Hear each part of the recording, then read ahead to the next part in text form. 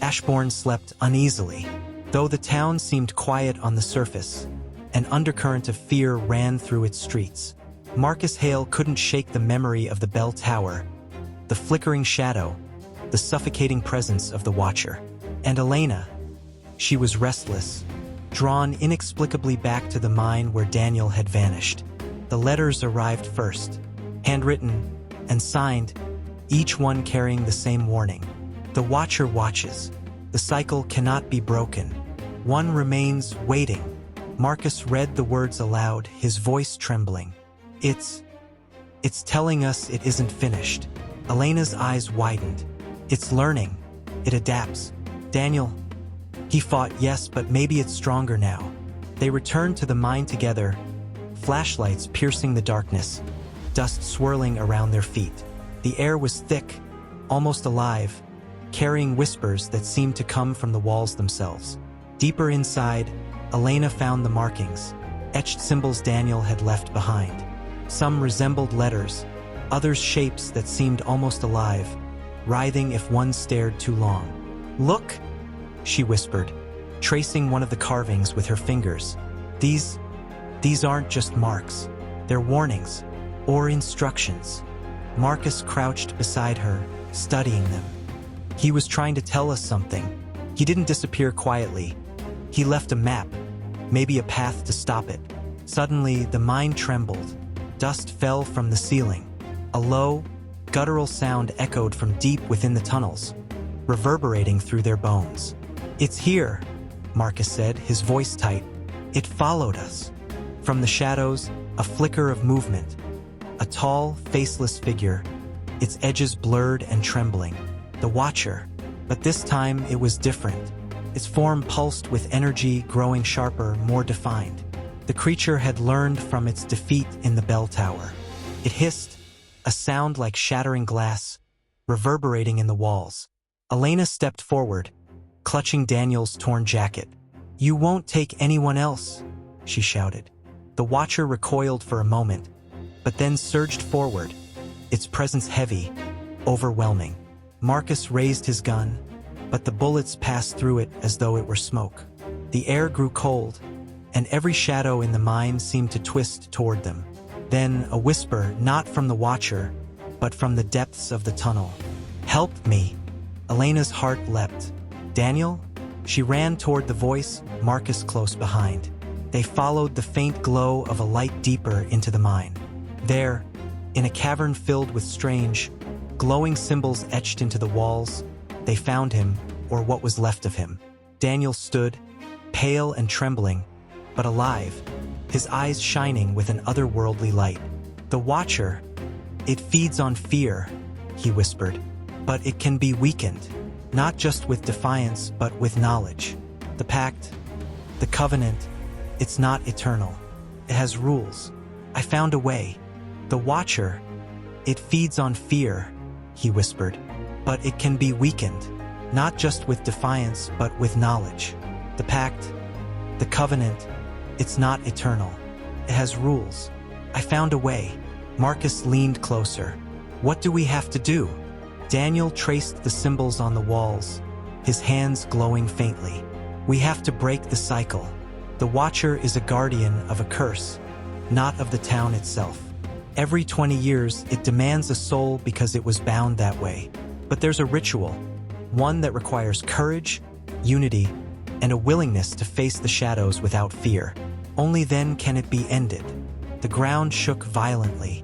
The Watcher surged forward, its form filling the cavern. Its voice tore through the mine. "You cannot defy me forever. The next will fall." Elena held Daniel's jacket high. Marcus grabbed a torch, flames dancing in the darkness. Together, the three of them stood against the shadow, reading the symbols aloud, speaking words Daniel had deciphered. The Watcher writhed, screeching, its form flickering violently. The air itself seemed to bend, warping reality around them. Then, with a final deafening roar, the Watcher collapsed into a cloud of shadows that dissipated like smoke in the wind. Silence fell, thick and unnatural. Marcus exhaled, gripping Elena's shoulder. "It's over, isn't it?" Daniel shook his head slowly. It's paused. We've broken the cycle for now, but shadows linger. It will return, unless someone remembers, unless the town never forgets what happened here. As they emerged from the mine into the first light of dawn, Ashbourne seemed ordinary again. Birds chirped. The streets were quiet. Yet beneath the surface, in the deepest shadows of alleys and abandoned houses, something watched. Waiting.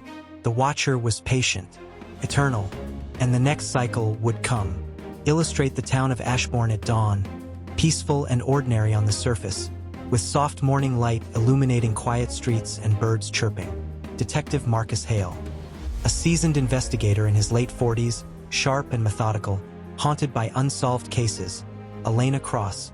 Brave and intuitive, drawn back to the mine, key in deciphering Daniel's warnings and confronting the Watcher.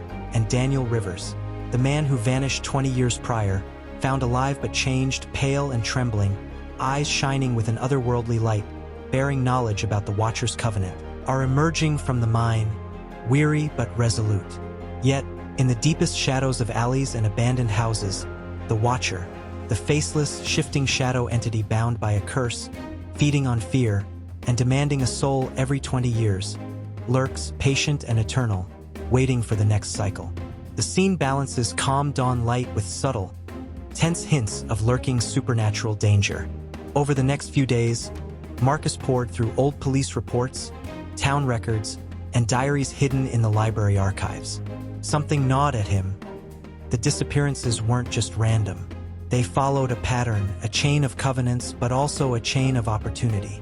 The question nagged at him: who was ensuring that the Watcher's cycle was maintained? Then a breakthrough. Hidden among Father Benedict's personal notes, Marcus discovered entries detailing the maintenance of the covenant. Dates, names, and instructions on silencing anyone who discovered too much. One name recurred more than any other: Simon Radcliffe, the town's councilman, a man who had quietly held power for decades, respected and seemingly ordinary. Marcus confronted Elena. The Watcher. It's more than a monster. Someone in town has been orchestrating the disappearances, ensuring the cycle continued. Elena's eyes widened. Simon Radcliffe. He's always been close to the council. He had access to every investigation, every record. They approached the council building under the cover of night. Simon, sensing the confrontation, tried to deny everything, but the evidence was overwhelming.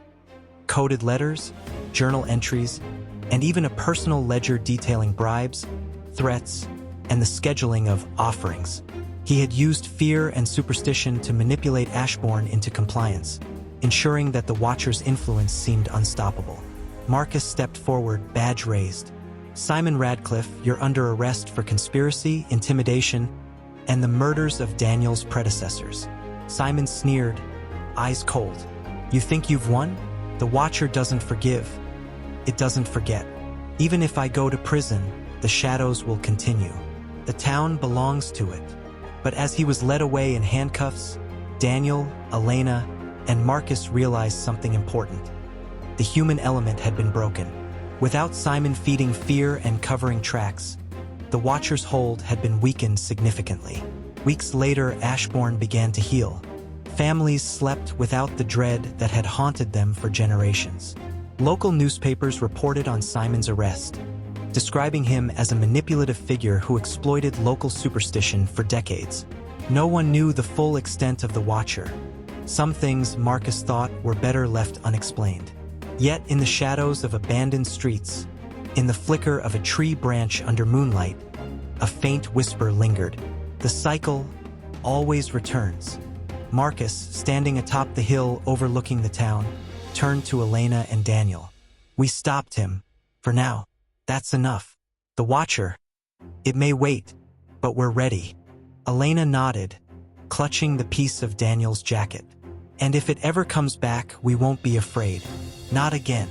And though the town of Ashbourne slept peacefully that night, a new dawn had arrived. Not of terror, but of courage. The Watcher was patient, eternal, yes. But the people of Ashbourne had learned that shadows could be challenged, that darkness could be fought, and that fear could be conquered. For the first time in decades, the town was truly free.